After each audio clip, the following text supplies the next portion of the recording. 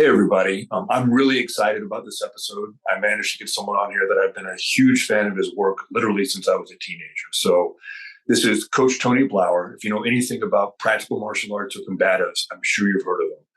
But just in case somebody is coming to this from like a shooting background or they haven't heard of you, do you mind telling them a little bit about yourself, Coach? Yeah. First of all, man, thank you for your service and thank you for everything you do. And I just got this thing here, which I described on a call. I was on a call with Department of Corrections just before our, and I said, "Hey, man, I can't keep talking. I got to get on Matt Little's podcast." And he's like, "Oh, would I know him?" So I directed him to your site. I said, he just sent me this book that's kind of like a modern Book of Five Rings, which he thought was a uh, what's that movie that all the kids, that book series that all the kids love, The Five Rings.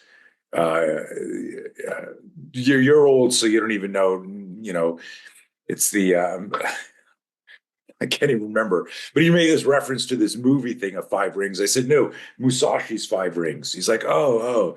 Anyways, um, the I describe this as like a modern Book of Five Rings, like just this idea that the ways in the training. So I appreciated this, and I know how hard it is to put a book together. So congrats on that, man. Well, Um, it was probably the hardest I've ever done, to be honest, at least intellectually. yeah. And then if you're you've been a martial artist your whole life, and then all the law enforcement military stuff, the when you study violence to that degree, and now you're putting pen to paper, there's a part of your brain, whether you're conscious or unconsciously aware of this, that is like, okay, this is going to be like in cement. This is like, is this what I want to say? And I remember reading something in the 80s when I was really starting to write, uh, and I always remembered it. And it goes, art is never done. Yeah. Art is never done. So you write and you go, man, I could do better. I want to say more. At some point, you just got to release it and let it go. So, but anyways, congrats on that. So that was a very bizarre. Tell us about what you do, and all I couldn't remember the name of a movie chain. Um, but anyhow, I've been in the like managing violence space for most of my life. I'm turning 65 this year. I've been studying violence for aggression for professionally 43 years, but I was always obsessed with it, even as a kid. As a young kid, I was afraid of my shadow. I was afraid of getting beaten up. I was afraid of the bully, even if there wasn't a bully.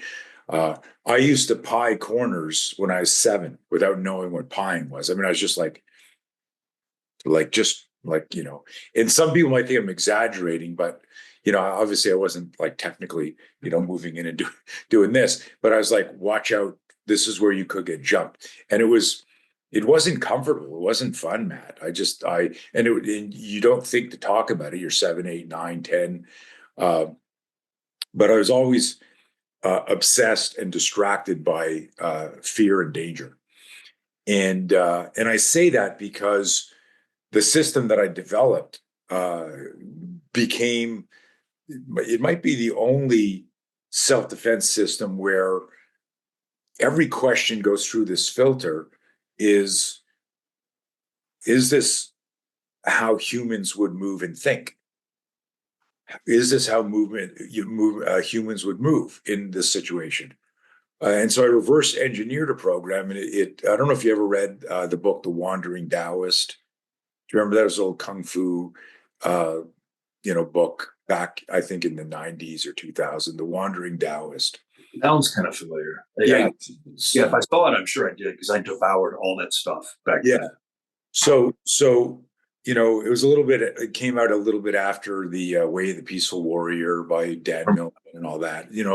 But I read this book, and there's this one passage in it that is so kind of like epitomizes my journey.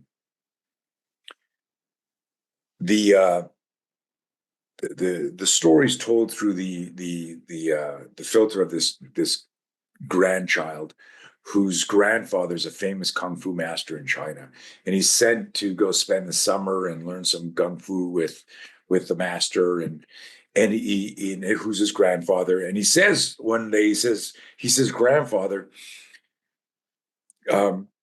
who was, in your opinion, the most deadly fighter in all of China? And I can't do the names properly. I don't remember, right? This decades ago. But the grandfather goes, well, there was Master Long Wang. I'm making that up as a joke. Master Long Wang, right? Who, he studied the dragon style. He was, and it's really well written. And he goes, and there was Master so-and-so who studied and created monkey kung fu, and this guy created snake style, and this guy created praying mantis. And any of your listeners who knows anything a little bit about kung fu systems, they were modeled after tiger, snake, dragon, praying mantis. Right. How do these animals engage?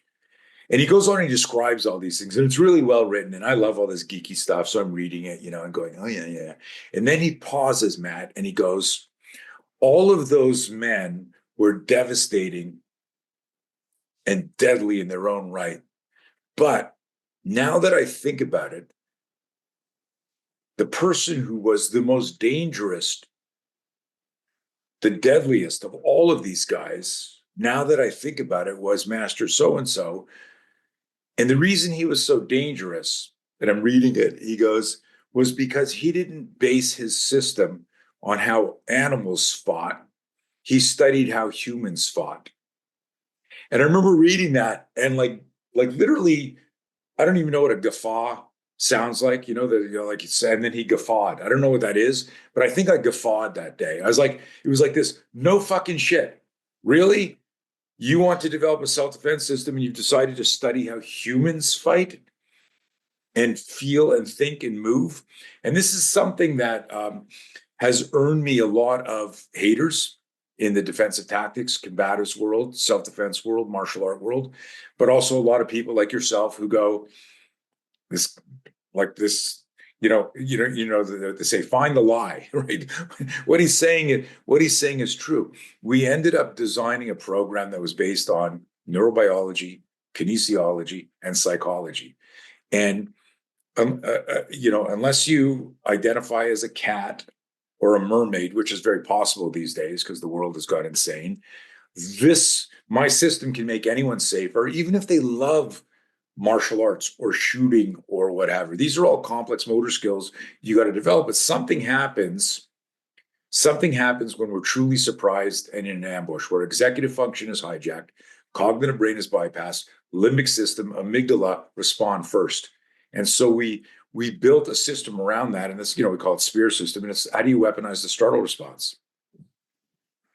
And I got to tell you too, I got to give you props for a second on this, and we'll get back to it. But I've never gotten to train with you personally, as much as I would like to have. Like, it just never lined up for me. I've got friends who have and always raved about it, but I always watched your videos. I watched all of them. Read your articles, all that stuff, and that spear technique, like, I can't remember exactly when you first came out with it, but I started using it as an entry when I was both in sparring and on the street as a cop, right? Yeah. It was like even something that like I adapted as an intentional, not even a fear response, because it's such a good body position for it. Yeah. And like I teach it when I teach, I have like two tracks of classes for shooting. One is pure skill development, right? The hard skills, how to run the gun fast and accurately. But then the other one is how to apply those skills, because that's really a different question. Like developing the skill is one thing, but then you have to apply it in a particular context. And I hope you don't mind, but one of the positions I teach people for, like the entangled gunfight range, right, is with their support hand, that spear position, just like you teach it, because it works fantastic. And then they can access the gun and use that tool. No, 100%. When you're moving in and you got to clear a non-combatant coming in here and moving and smashing somebody out of the way as you draw the weapon back down, or wherever you're comfortable with doing it. But if I come in and I come off the gun and I hit with that forearm, that quarter extremity movement is so powerful. There's the spear system, which is about understanding how the startle response overrides our cognitive brain. We can't access complex motor skills for nano moments in a conflict, in a confrontation. And there's so much science and neuroscience and evidence to support and explain this. As we started developing it, because the system we first took hold in my training and teaching in 1986. And it was 86, 87, where I was like, what's this startle response? Like anytime I flinched, my flinch was more accurate than wax on, wax off. And this was before Karate Kid was even a movie, right? Where you're trying to do slip parry, a tan sao, whatever the hell you were in, a rising block, whatever you were trying to do required the neural pattern. You needed to have the movement inside the neuron, the myelinated neuron had to be developed through training. So you couldn't do a complex motor skill unless you practiced it. You can't deploy the psychomotor skill unless you have awareness of what it's going to do against a certain type of attack. If I go to kick you in the balls, doing a rising block isn't going to help you. So there's this sequencing of time and space where it's like chess with muscles at 100 miles an hour, where the brain goes, oh, if you see this, slip this way. If he does this, parry this way. The problem with all of that is simple physics. Action's faster than reaction.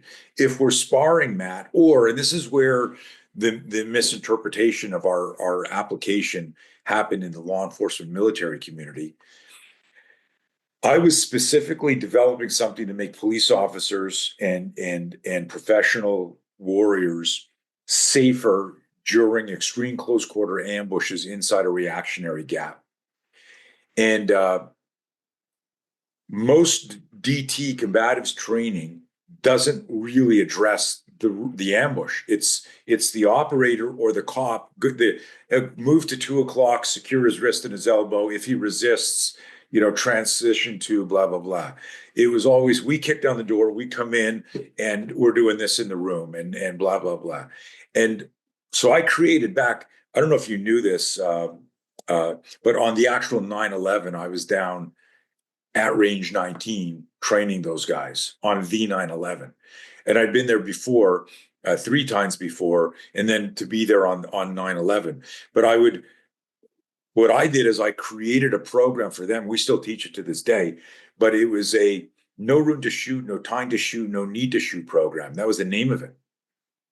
So it wasn't shoot, no shoot. I would go, what would happen if I came in through a room here and I turned and you're right the fuck there? And my long gun, I come around and you're the bad guy.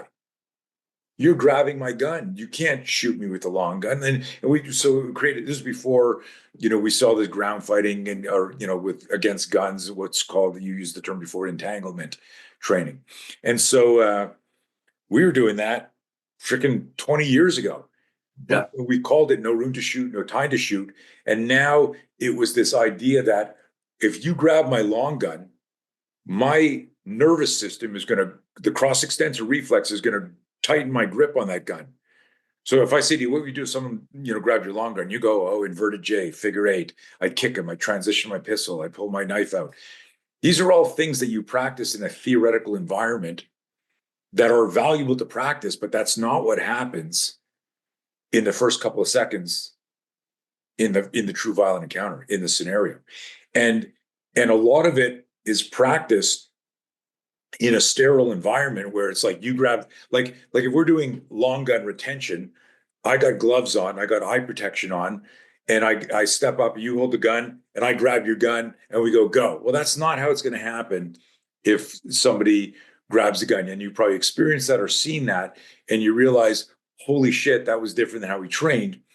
And it's not that some of the moves don't work. It's this idea that your executive function is hijacked in that moment unless you've trained what we call jack-in-the-box attacks, where you go, what is a realistic way that this assaulter would be assaulted in a no room to shoot? And then I had guys like doing that, and it was wild. It was wild. I mean, I had guys where I would ask them as a proof of principle. I'd say, for example, Matt, you're in my class. I go, hey, you got a pistol that's equipped with simunitions. And I asked this group, there's 12 guys in the troop. I said, what are the chances of you accurately shooting somebody who's 4 or 5 feet away from you with your pistol in a mano confrontation? And these are like you, some of the best shooters in the world. Well, the answer is like bring it. What do you mean? Like, we do that all the time, right? So I said, okay, cool.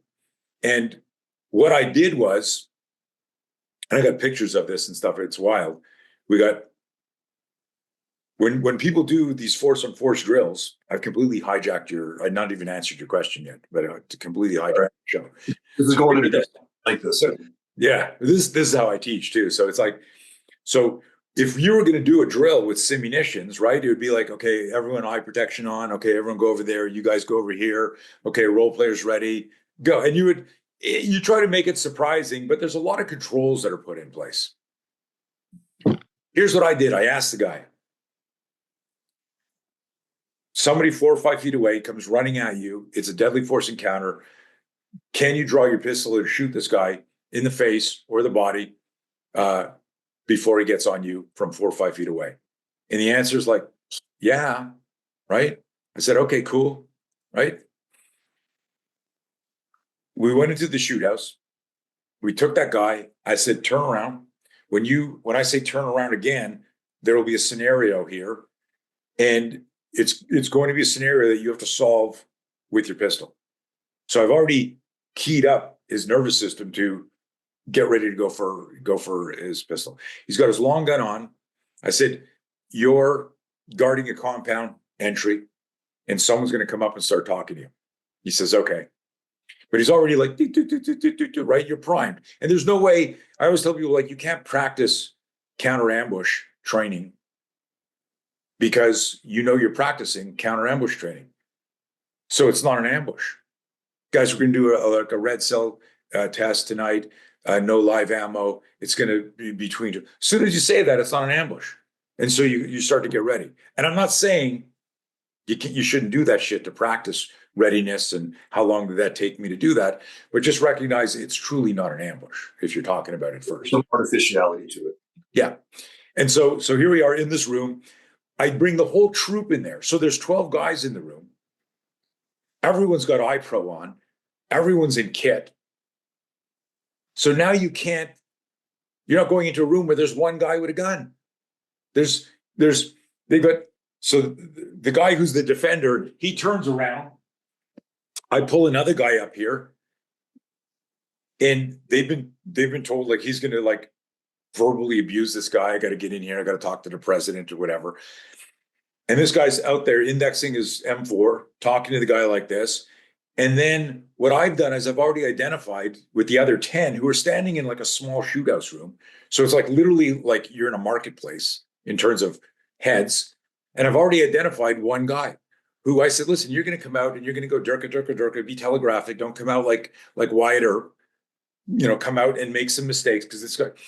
And so picture this. You're used to, like, you've done your 10 years in the Army and all of your shoot house rooms have 1 or 2 people in them. And now you're going to turn around, there's 10 people. They're all going, go home, go home. Like, they're all chanting. There's a guy right in your face going, let me in, let me in.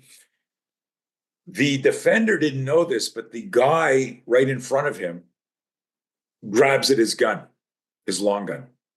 He immediately goes from here, oh, fuck, and he hits the spear, and it's a spear course, right? And he's controlling this guy. While he's controlling this guy, I signal off to the side the attacker from the crowd. So now you're fighting one guy off, and you see someone coming at you with a pistol in the air going, durka, durka, durka. And the first thing that the guy did is he grabbed his pistol, but what is the neural pattern for your support hand when you grab your pistol, transition your pistol? You teach shooting all the time. Where's your support hand go?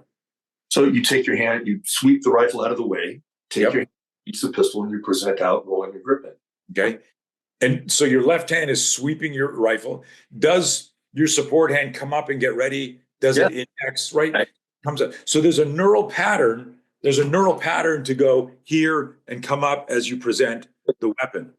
Well, in this case here, and to make this show fun, in this case here, the guy is, you can see this, got my Air Force holster here, nothing, right? The guy's over here fighting this guy. And so I'm gonna do it like this. He's fighting this guy, and Matt, where you are is where all the people are. So he's like this, his long gun is hanging here. All of a sudden, he sees the guy coming at him. He's gonna draw the weapon, but this guy's on him. Watch my left hand, watch what happens to Bob. From here, I come up to present out to this guy. When he took his hand off this guy, his energy kept shooting in. He was trying to tackle him. He was trying to hit him. So this guy went like this, and as he presented, the attacker hit him, and the shot went flying up into the ceiling because he got bumped. So what the drill should have been, and what it needed to be, was you're here like this, you see this threat on you, the spear is engaged the guy, and you've got to move from here, and it's going to be a single arm shot on the guy, but this guy has extra body armor. I can't move unless I'm going to shoot the guy too.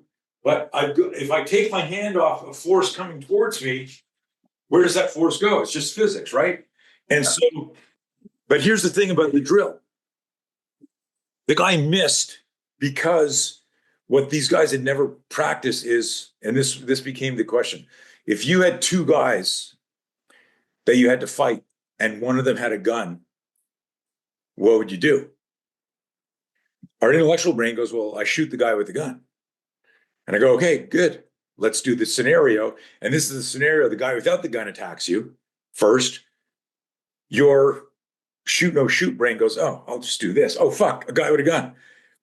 If you completely lose focus about this guy and move, is he going to stop fighting? Oh, no. So we would come up with really interesting drills that challenged neural patterns. And that became one of our most important and misunderstood maxims is be careful what you practice. You might get really good at the wrong thing. And initially, people who really loved their martial arts, their combatives, their DT, thought that all I was talking about was, oh, you got to do spear. If you're not doing spear, you're doing the wrong thing. That's not what I was talking about. It was the neuroscience under and understanding how Pavlovian conditioning, classical conditioning, and there's no such thing as muscle memory in the way that martial artists or athletes want there to be. And I've been telling this people for years, but there's no muscle memory. There are motor engrams, there are neural patterns, there's a myelinated neuron, and like you're not going to clear a malfunction unless you've trained how to do. You got the neural pattern to clear a malfunction.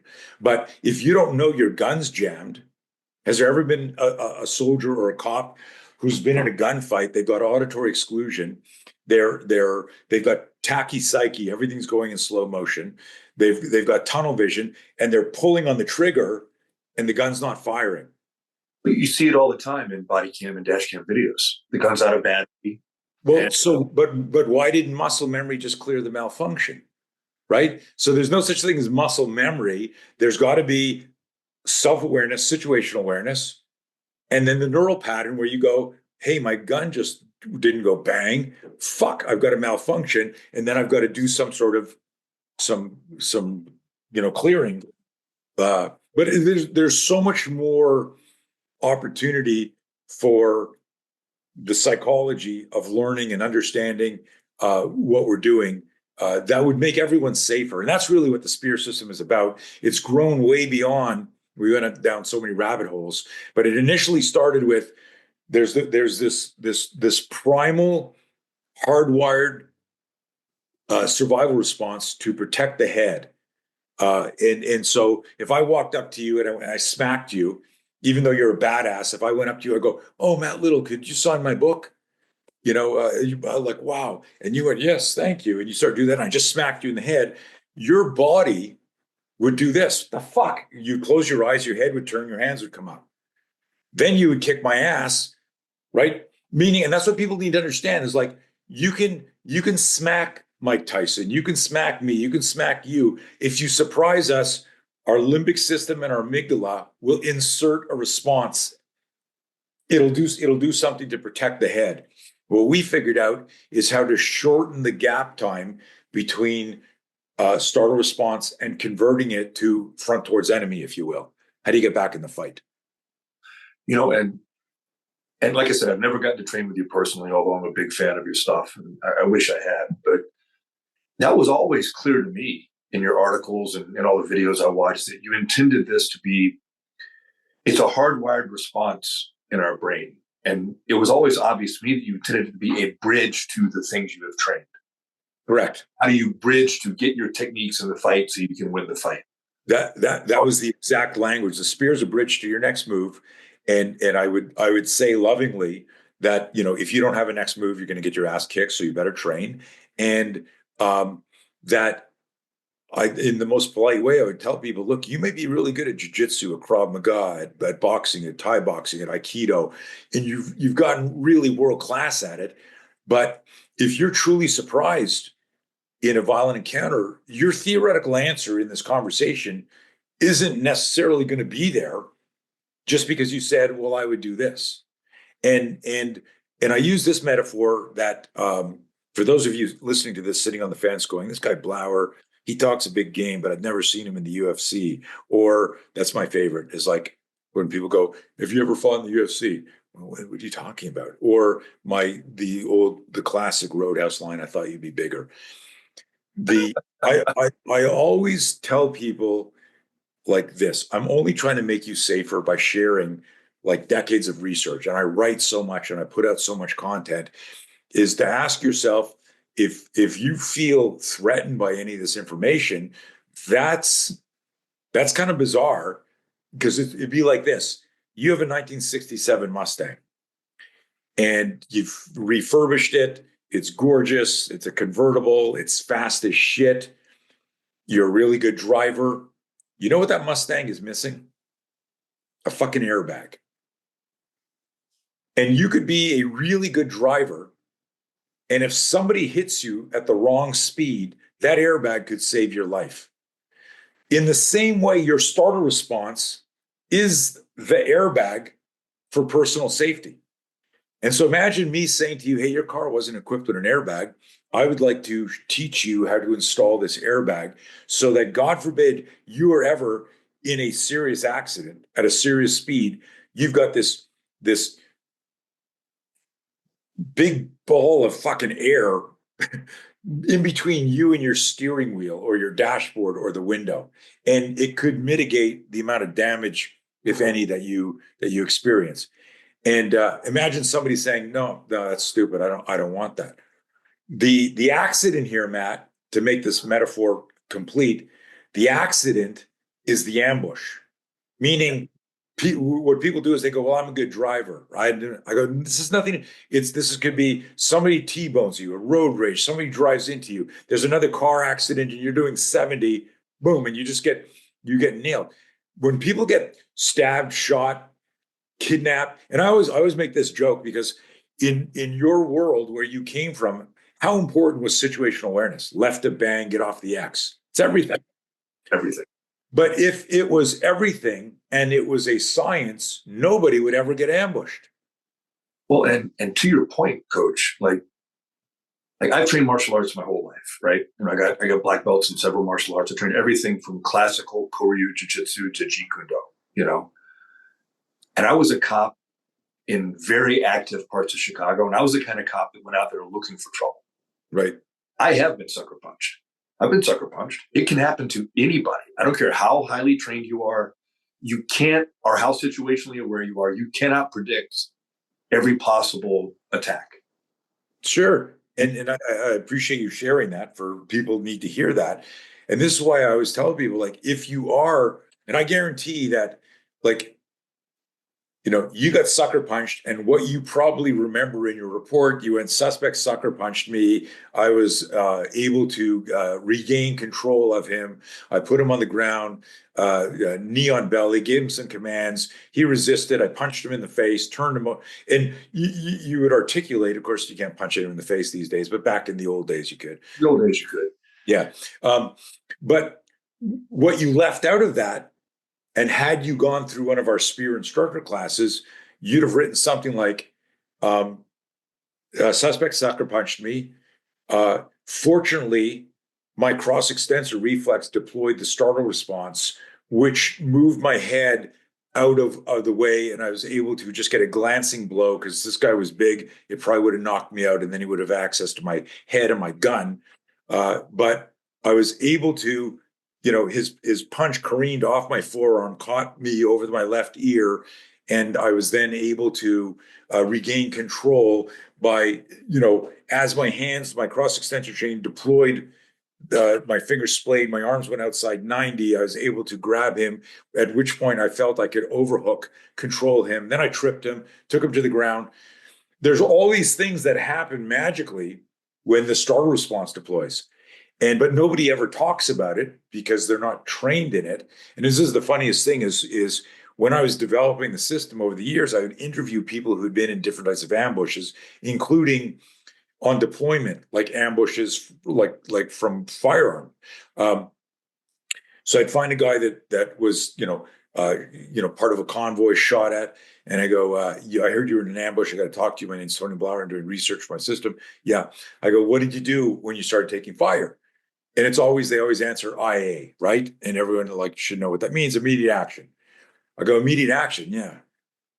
So you return fire? Oh yeah. What did you do before the immediate action drill? Before the immediate action neural pattern took place? What are you talking about? I go, you were walking down the street and AK-47 rounds came whipping by your head and you just threw yourself to the ground, rolled off line, and then returned fire? And they're like, literally, Matt, for 5 minutes, they go, I don't know what you're talking about. Until they would remember that they were walking and they went, fuck, shit, no. There was all this startle flinch shit while you tried to figure out a safe place to fucking hide, then orient on the threat, then return fire if you had the courage. So the whole thing with the spear system is this: weaponizing the startle flinch means between any stimulus and response is a thing called gap time. Sometimes called refractory delay. In between stimulus response, your job in life, you could be a salesman, you could be on a date, you could be managing violence, is how do I shorten the time between stimulus response? I have an opportunity. The longer I take, the less chance of success in many situations, right? You guys knew, we don't have to talk about the number, but there was a specific number when you breached the front door. You knew that if you didn't clear this house in X amount of seconds, that people were gone or they were staging and barricading, and now the fight was more dangerous. And you knew you had this, I'm not going to say it online, but like this amount of time, so you couldn't come in there and check in on Instagram and check your messages in the front door. You had to fucking go, right? So it's the same thing as what we're trying to do is we know if you're a human and you're surprised, there's going to be a major or micro flinch depending on the proximity and nature of the threat. I could be, we're 8 feet away and you go, hey buddy, let me see your hands, please. And I go, I'm not sure. And I do that. I will make every cop flinch at 8 feet away by taking a hard step forward and gesturing. And you'll see them go, hey man, let me see your hands. You'll see them, move back. That's a startle response. But most cops, when I show them that, they'll go, you didn't make me flinch. Yeah, I moved. I go, no, I made you move. I controlled your movement. And when you flinch, you stop breathing. When you flinch, your ass gets tight. When you flinch, you lock up for a micro moment. So if I make you go, I own that micro moment, right? Now, if I'm closer and now it's a pair of scissors coming at you or I'm jumping at your gun, the flinch gets more severe because proximity is the most important component in that. But, to the point, and I've kind of beaten the dead horse on this, is you understood it. We always said spear's a bridge to your next move. And you've got to navigate that sudden violence before you try to access a complex motor skill. In fact, and we try to, have maxims for every kind of school of thought or principle. And we would say, until you're emotionally and psychologically in control of yourself and physically dominating your threat, don't transition to the complex motor skill. In other words, if someone tries to tackle you in the street as a cop or as a soldier, you know, if I said to somebody who comes from a police academy that's heavy into jujitsu, they'll say, "Oh, that's fine. I'll just pull guard, guillotine. And they'll have like 2 or 3 moves. Oh, he goes to tackle me, I'll sprawl." Well, these are both complex motor skills, right? And you don't know what you're going to do until you understand the scenario and the nature of the attack and what your body's going to do in that moment. So we would have a primal gross motor response before I would then, grab an arm or grab a leg or grab a part of somebody, where I commit to this complex motor skill. And it's really micro moments of just, and it's the example I gave with the shooting example, where I'm in a primal gross motor movement where I'm pushing away the danger. I see another threat that represents more danger to me. So my nervous system goes to a muscle memory that doesn't exist, a neural pattern that just says, oh, and when my support hand comes off there, I now compromise balance and position because I wasn't emotionally, psychologically in control of myself, physically dominating the threat. So I need to find a way to blend it. It's really Socratic. It's playing with problems and trying to solve them. And I had another question for you, but sidebar on that is, I think that's something that in general, when it comes to all of our skills, especially where violence is concerned, but everything really in life, is we don't spend enough time looking at it as solving problems rather than collecting sets of techniques. Correct. I love that. Yeah. I mean, it's like I tell people all the time when I'm teaching shooting, especially like my defensive-minded students, law enforcement, military, civilian security, concealed, is that if you focus on one pattern, if I focus on the retreating bill drill that you see in all the body cam videos and nothing else, or, I go, well, the average gunfight is 3 to 5 rounds, 3 to 5 yards, 3 to 5 seconds. While that's true, that is the average. It is not everything you might encounter, right? Right. But if all I do is train that, it's the same mistake that a lot of the classical martial arts make, where I'm training this kata and I'm confusing the medium for the message. The message isn't the kata. The message isn't the bill drill. The message isn't, the uriminage in Aikido or the koshinage in Judo or, the guillotine or the guard, like you said. That's not, those are the mediums for transitioning, for the mediums for getting the message about how to solve the problems. And you need to build a toolbox that you can use to solve the problem you're given, rather than having this predisposed pattern of he does A, I do B. Like, remember all the bad martial arts books from the 80s, and they were all written this way, where it was all just a collection of, defense against the lunging punch. Yeah. You know what I mean? Yeah. And in many ways, they're still that. They just got cooler acronyms and better photography and stuff like that. It's still when he does this, you do that. And this from more from your cop than from your military days, because of the rules of engagement, but force must always parallel danger. Yeah. And I'll give, and hoping a lot of police officers are listening to this, but I was teaching in Arizona a long time ago, and I asked the group, is a lapel grab classified as a deadly force attack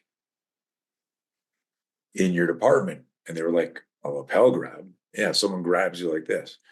And they go, no. I go, so you would never, and we had training guns, you would never do this. And I had somebody lapel grab me, and I flinched backwards, I drew the gun, and I contact shot him in the stomach.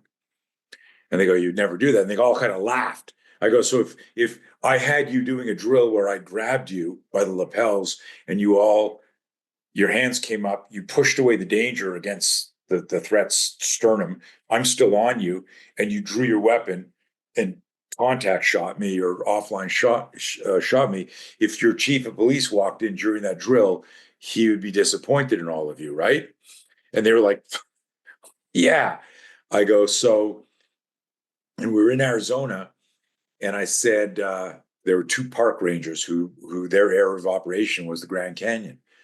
I said, if I'm going to throw you into traffic on a vehicle stop, I might two-hand shove you or grab you, headbutt you, or grab you and swing you down some stairs, over a balcony, into traffic, or, and I point to the two guys from the Grand Canyon, I go, you're on a switchback on a 3,000-foot drop, and you're having an altercation with somebody who's dysregulated on the trail, and someone called for some help, and the guy grabs you on a switchback here. Are you now potentially in a deadly force situation? And everyone was like, yeah. I said, but your brain won't recognize this threat if your 10,000 reps was when somebody grabs you like this, you grab their wrist, you grab their elbow, you twist them here, right? And so what we're asking people and everyone listening to this is the intent of the attack is in the attacker's mind.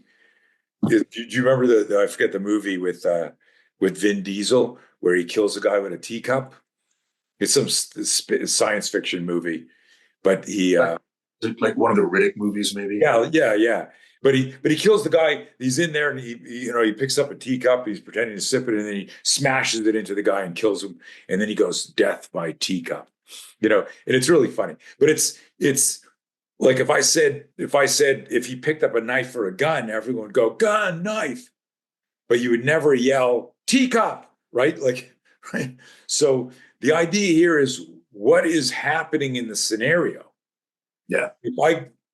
So get this. So I say to them, so if somebody grabs you by the lapels, you don't go, and this is the mistake. If I can, I'm an OG. I still say things like that's gay and retarded, not meaning gay and retarded at all in the woke cancel Tony sense, right? I'm in my 60s, so I get to say that. But I'm here like this, and I say to the group, so does everyone understand that the problem is your training is the counter to this move is, as opposed to in this scenario, this is what the bad guy or the attacker, the aggressor's trying to do. He happens to be using a lapel grab or a teacup to try and kill me. If you're a cop and you get a call to, and this is literally verbatim from this class, and they're like, oh, okay. And you could see them wrestling with this. I said, because we're going to do a drill now where you grab your partner and your job is going to be like, oh, fuck. Like literally, your job is literally from here, man, to be here like this. Pretend you got grabbed, go fuck, like he's choking you, push him away, transition out here and shoot the guy.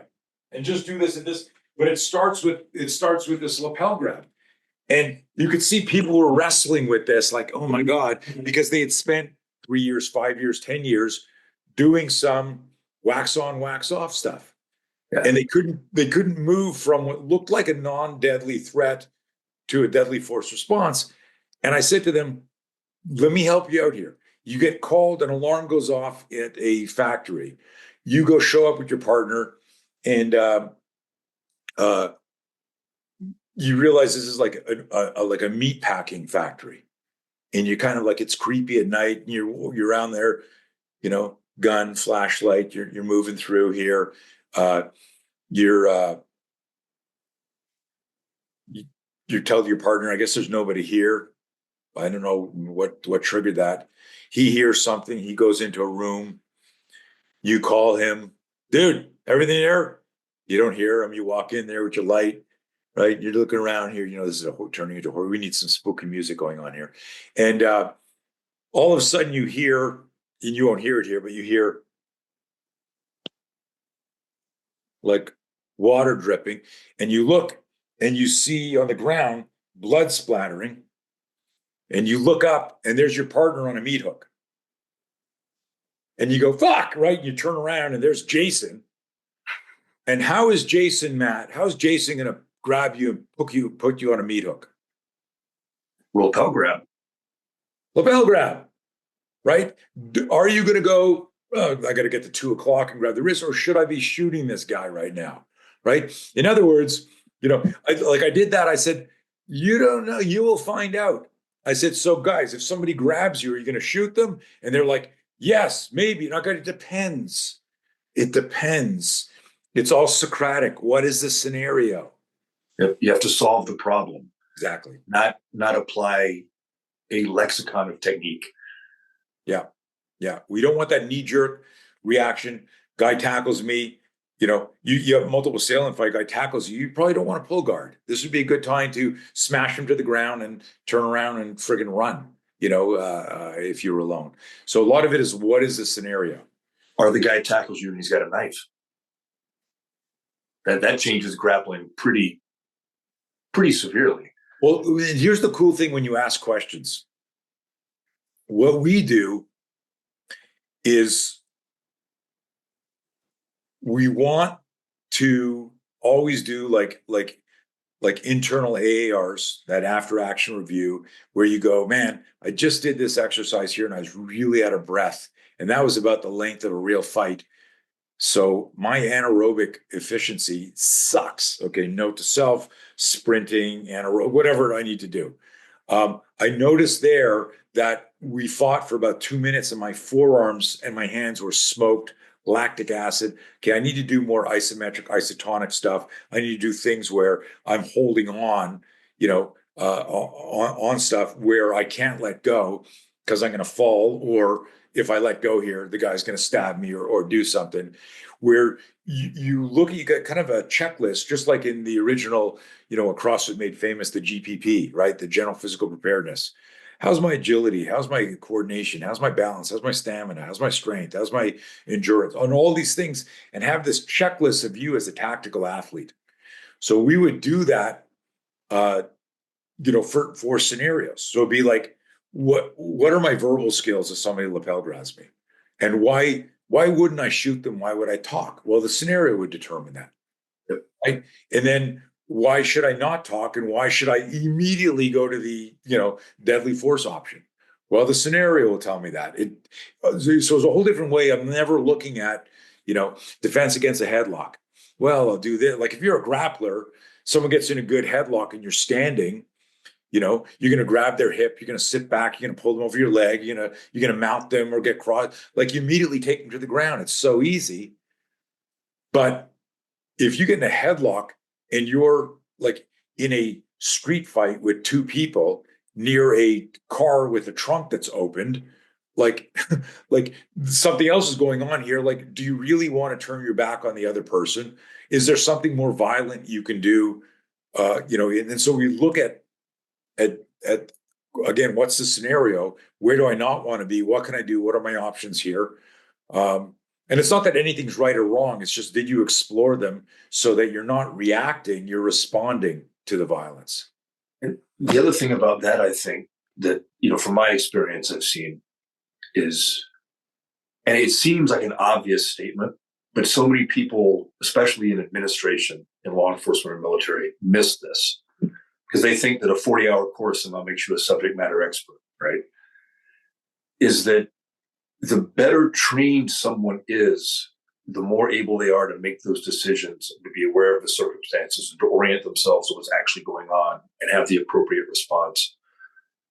Whereas if all you've trained is a very simplistic, low repetition count, if A, then B, you're never going to be able to do that under stress, I don't think.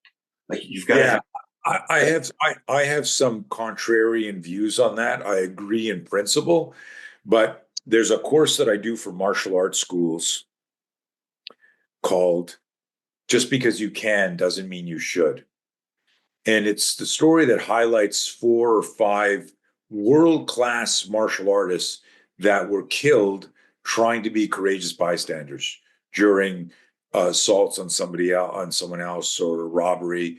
And what they did in the eyewitness reports is they tried to insert their martial art, whether it was jiu-jitsu or boxing or Thai boxing, and they tried to do that, but they were up against an asocial predator who had a weapon, who wasn't thinking, I wonder if he's a black belt.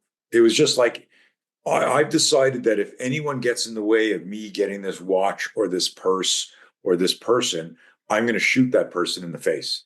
Yeah. And I don't care who it is. Don't shoot me. I'm a black belt in. Oh, okay. I'm not going to shoot you because you're. And like these, these because I mean, you've put your hands on these people in both services.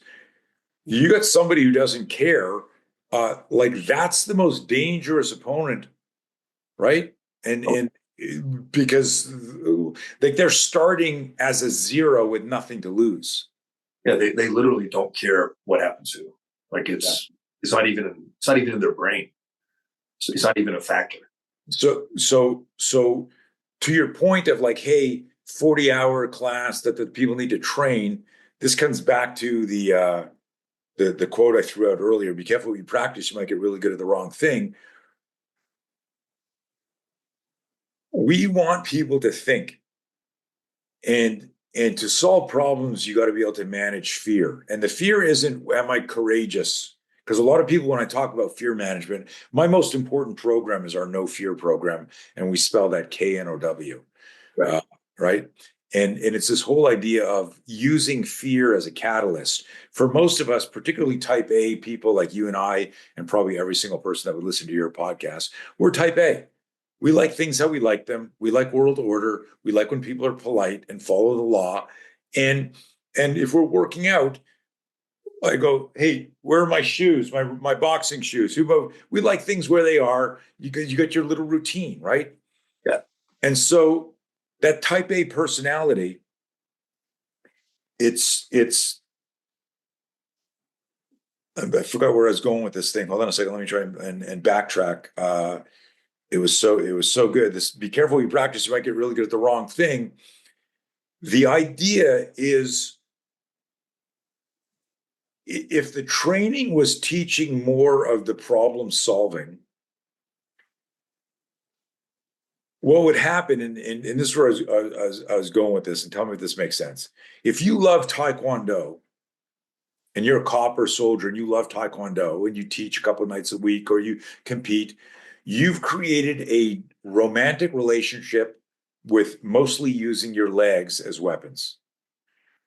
You will also, in the course of getting really good at whether it's a hook kick or your Bill Wallace round kick or a side kick or a front kick or whatever, you develop a neural pattern that with and I'm going to sound nerdy here, that myelinated neuron, which means you've got very fast signal speed, psychomotor control of that particular move.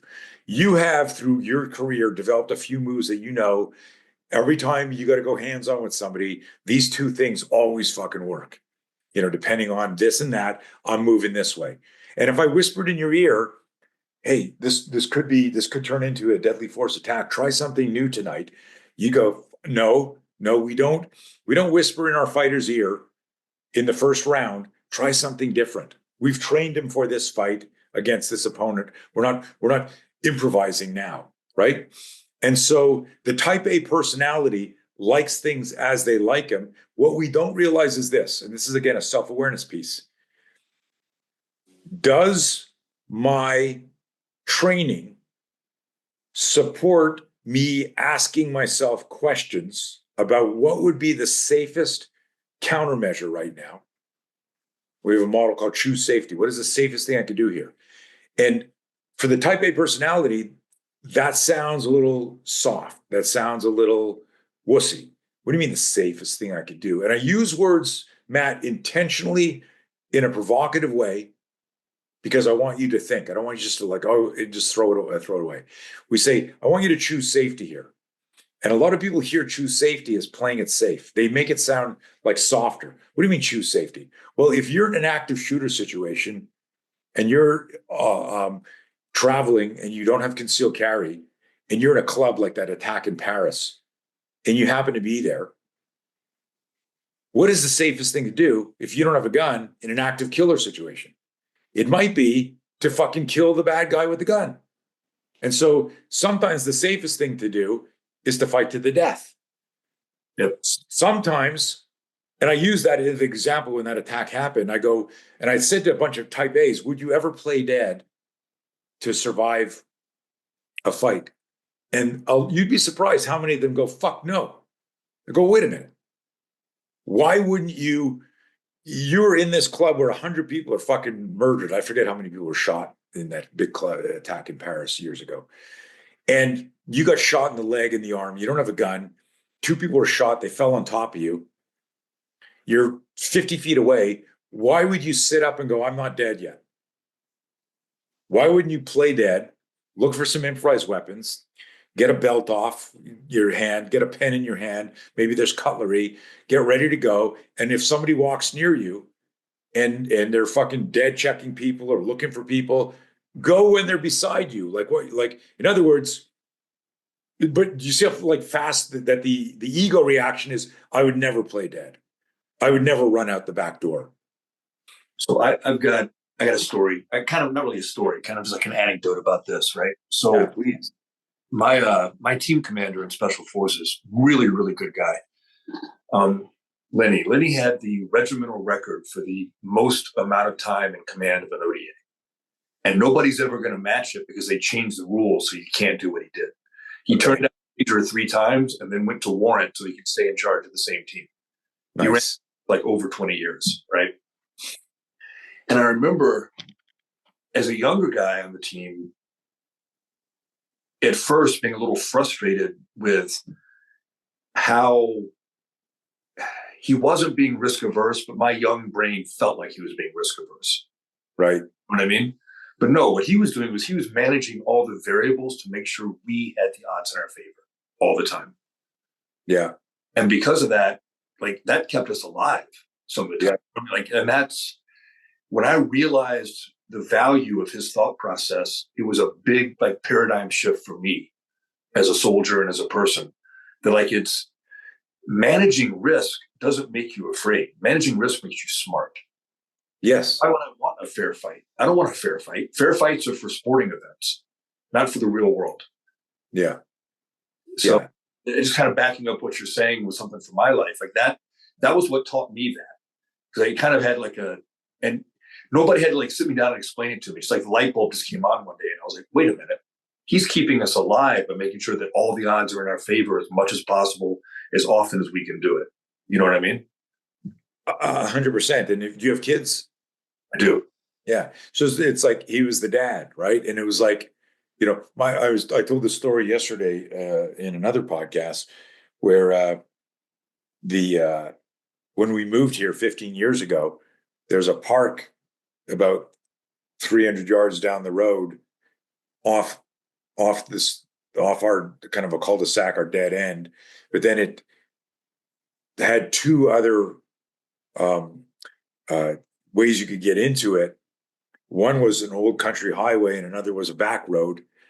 And we just moved here and I didn't know, you know, who the local pedophiles were and who lived where or whatever. And my daughter was like, I think she was 9 or 10 when we moved here. She says, Dad, there's a park down the street. I'm going to go. Okay. I said, yeah, if you take one of the dogs and your brother or your sister. And she goes, Dad, like, no. And I go, they don't want to come with me and I want to take the dog. And then and I didn't want to say to my 9-year-old, I don't want you to get kidnapped. Yeah. Right. And Dad, you're not being, I was managing risk, you know, in a way that, you know, like a good parent is like, yeah, we could just run up this hill and do that, but we don't know what the fuck, and we don't need to do that. So, and a lot changes. And you brought up a good point when you said you were young and you didn't realize till later, is, you know, when I had a fighter that I was coaching who had one pro fight and then got offered, he was English. I used to live in Montreal, Quebec. And there's a big like French English rivalry, and Quebec wanted to secede from Canada and be its own French country. And it was really it was embarrassing. Like if you had a commercial business, the French words on your sign had to be bigger than the English words because there was a French party in control. You know, it was almost like you needed to have like a Star of David on your arm. It was wild, right? Just how blatant that was there. So I get this call. I'm on a teaching trip, and I get a call from Phil, who's this English kid from Ontario who had moved to Quebec to work for me. He had one pro fight, and he says, Coach, Sylvain from this fight league that eventually got bought out by the UFC. They had the Canadian pre-UFC. That's how old this is. He goes, hey, they're offering me a title fight against JF Bolduc. I start laughing. I go, Phil, what do you mean a title fight? You've had one fight. You have 0 records. You won your first fight. What do you mean a title fight? How did you earn a title fight? He goes, what do you mean? I go, Phil, they're French. The champion's French. You're English from Ontario. You're living in Quebec. They want to get you in the ring so that they beat the living shit out of you during this very tense political. Like this is, they want a bloodbath where a French guy crushes an English guy. And he's like, why would they do that? I go, he's one. In other words, I was managing risk, right? He didn't, because he was young and dumb, like us, like you're 20, you're like, I'm invincible. You're 30, I'm pretty invincible. You're 40, I'm invincible Monday to Friday. But as we get older, dude, like I'm turning 65 this year. Holy moly. Like it's no joke. So all of you out there, remember this, you're all aging athletes. Keep moving, keep walking, keep stretching, keep your mobility. And I will say this about fitness and training. There was a time where we would train till you could throw up, right? You're like on the ground going, and about 15 years ago, I started doing what I call tactical snacks. Every workout was successful if I could fight after my workout. I completely changed the intensity protocol. The idea was if I finished a workout and I couldn't get into a fight and defend myself or my family, I did too much. Whole different way to look at it. I mean, we how old are you now? 56. Okay. So like you might start thinking about this stuff. If you got to sit down or take a nap after your workout, like you've already put in the legacy work. Now you can do maintenance and sustainment and you'll stay sharp. But it's an interesting thing when it's almost like I use this analogy. You're really hungry. You should have had a snack. You didn't get a snack. And now you go to a buffet and you just fucking fill your face and then you feel sick and you can't do anything after. And how many times have you said, I'm never eating again? Right. Right. Yeah. But you eat tomorrow. So like we say it all the time. It's just this idea of like, what are my macros? What is the healthy amount to eat? Because if you eat properly with good food, you're kind of hungry right after. You're like, man, like you just feel like I should shove some more shit in my mouth, right? But you kind of feel good, you feel light, you could eat more. And if that makes sense, apply that philosophy to your training, where you throw that side kick or you finish that flurry on the bag and you go, man, I could do more. I feel really good now. Save it. Because when you come back to it, it's gonna be there. Anyways, ponder like a little bit in the tank. Yeah. I find too that because I've got a bunch of injuries from everything I did. Right, I've had 3 hip replacements because I have to do more than the minimum. Right, can't just I got to do 3. Shoulder surgery, blew out a knee, shattered an ankle. They've reconstructed my right arm. Got messed up. I see they gave you a nice bicep there, an extra bicep, like the bicep at the bottom. Beautiful, yeah, nice. Yeah, but I guess the point is that, like, now my priority is not just staying in shape. Now my priority is I want to still be in shape when I'm your age or when I'm 75. Right, and that requires me to be careful with my joints because I've done so much damage to them over the years. Yeah. And I find that when I work out too hard, like I always know I worked out too hard because the next day I have a hard time moving. And I don't mean muscular, I mean joints. Yeah. And I need to be, and I found that I can be in good shape and still be careful with that if I'm smart. Yeah. Start playing around with these, and I'll send you some stuff offline. I call them tactical snacks.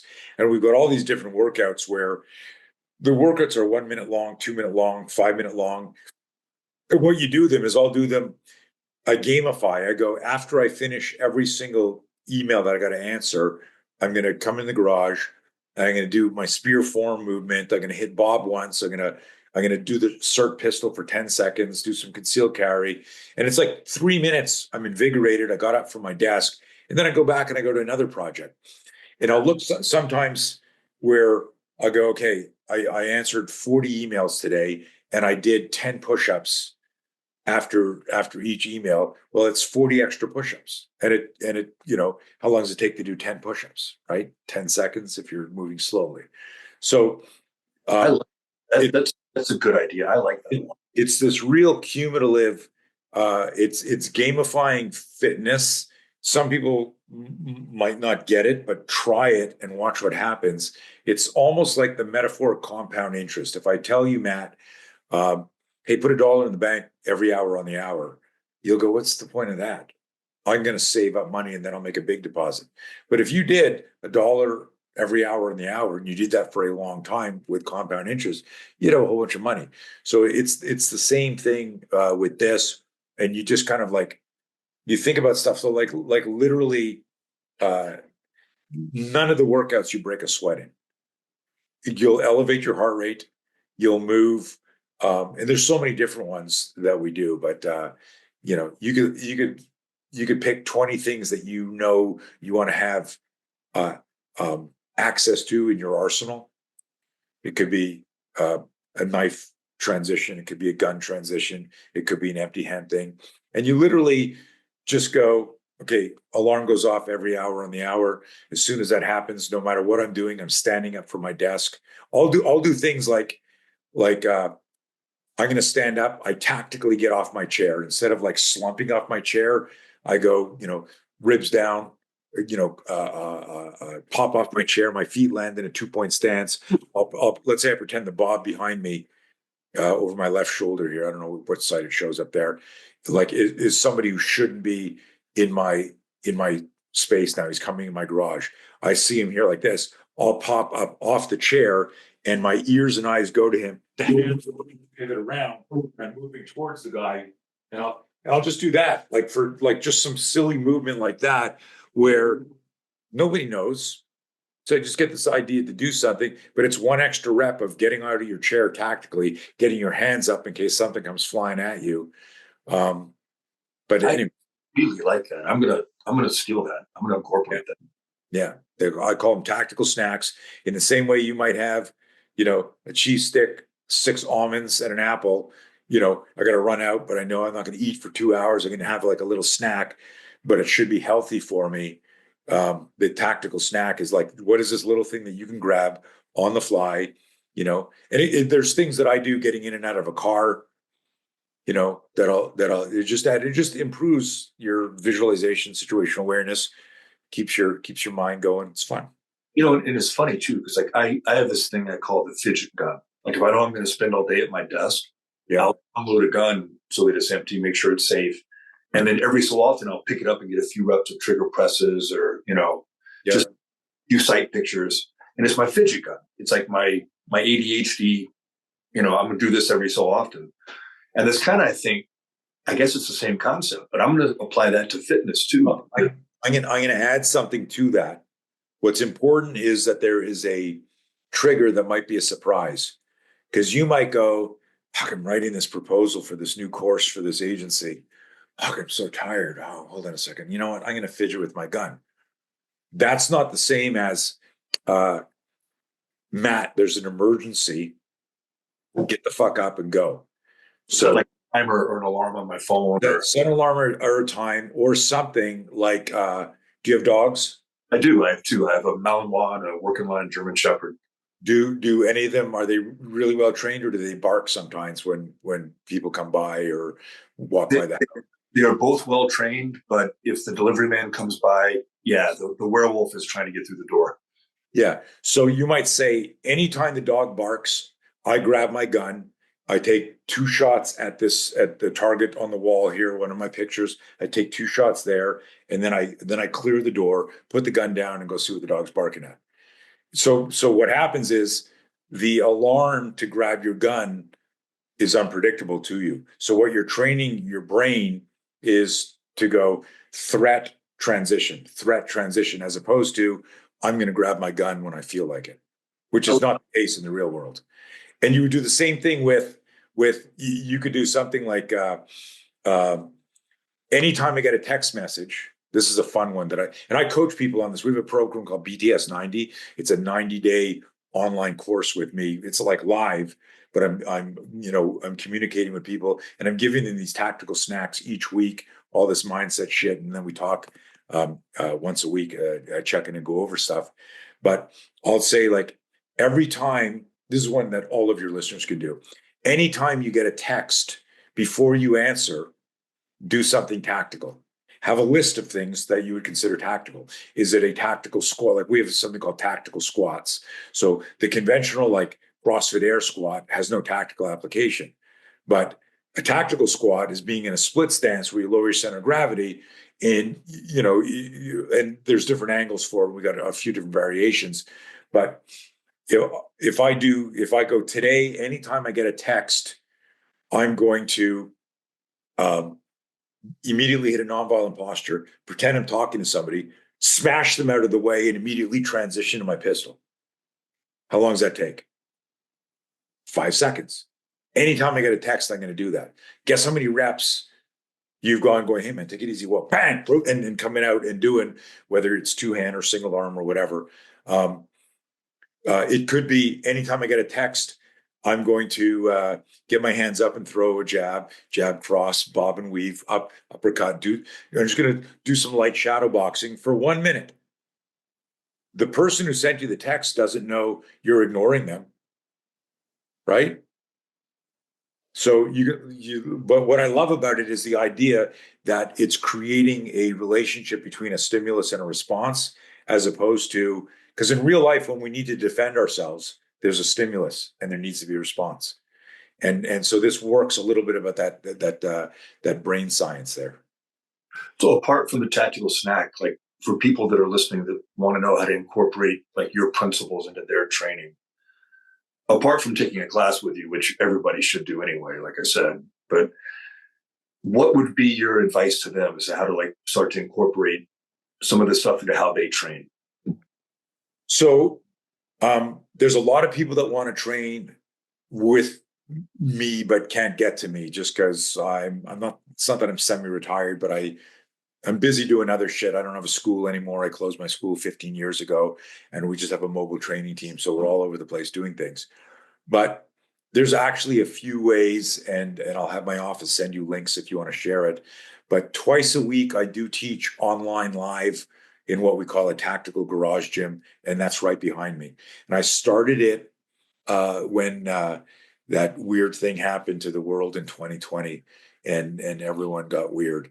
But I started teaching here 5 days a week. We're up to class 750, I think, this week.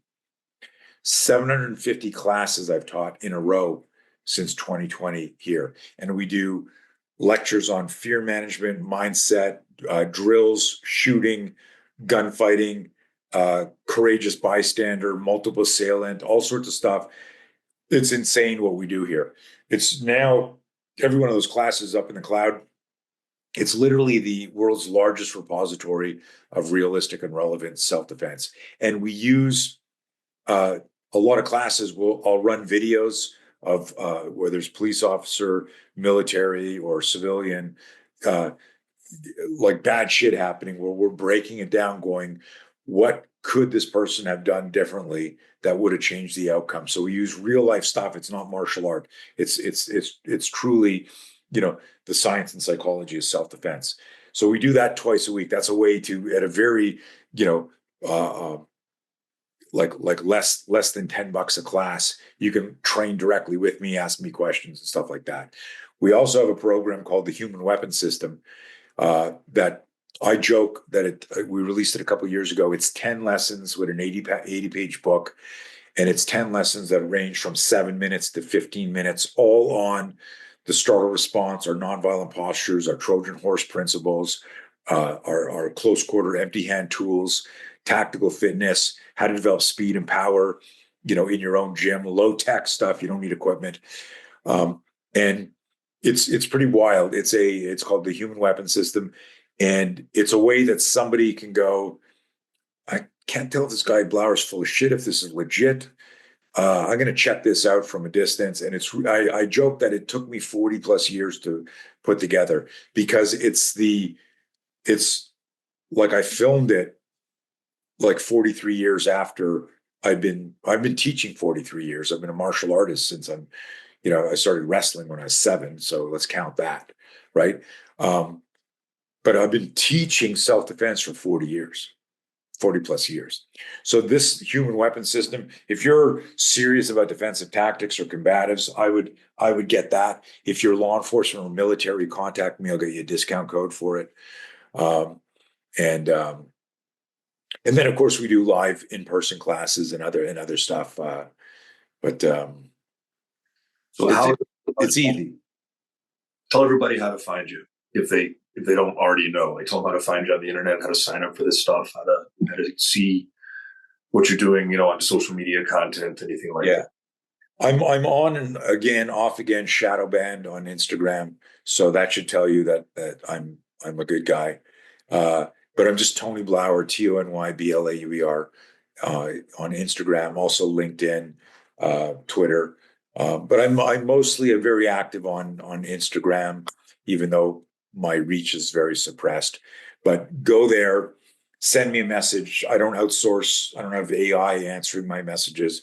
If you ask me a question and you get an answer from me, it's from me.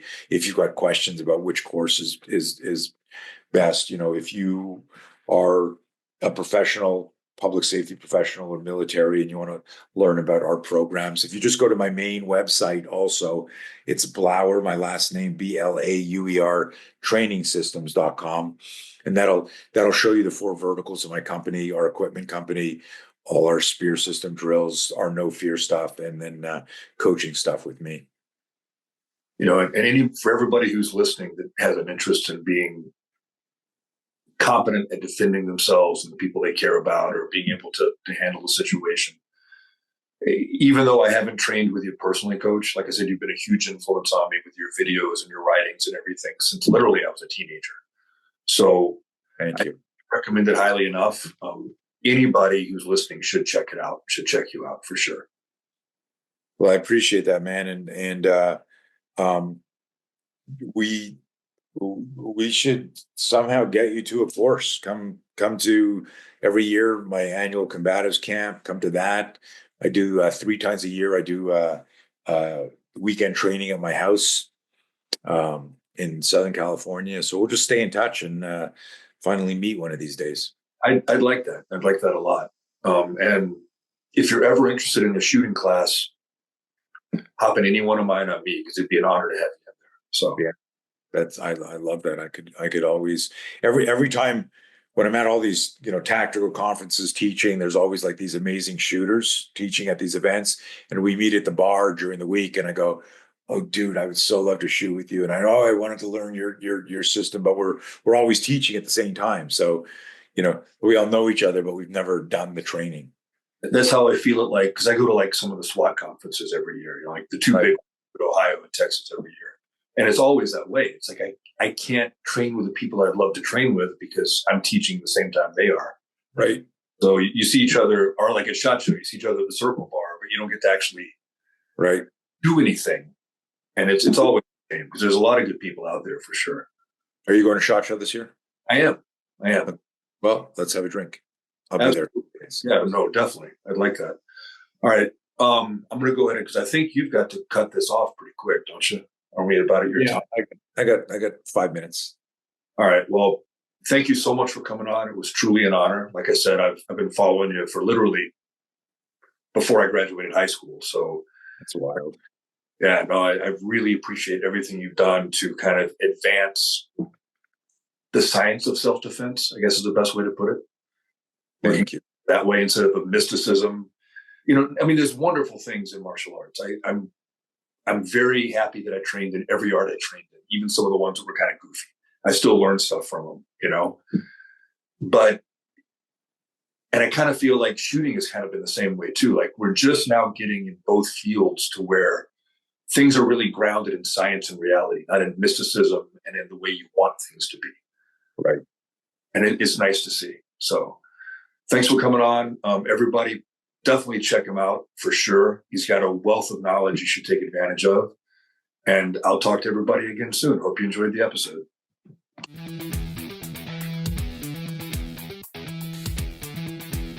Thanks for tuning in, everyone. I hope you enjoyed this episode of The Way is in Training.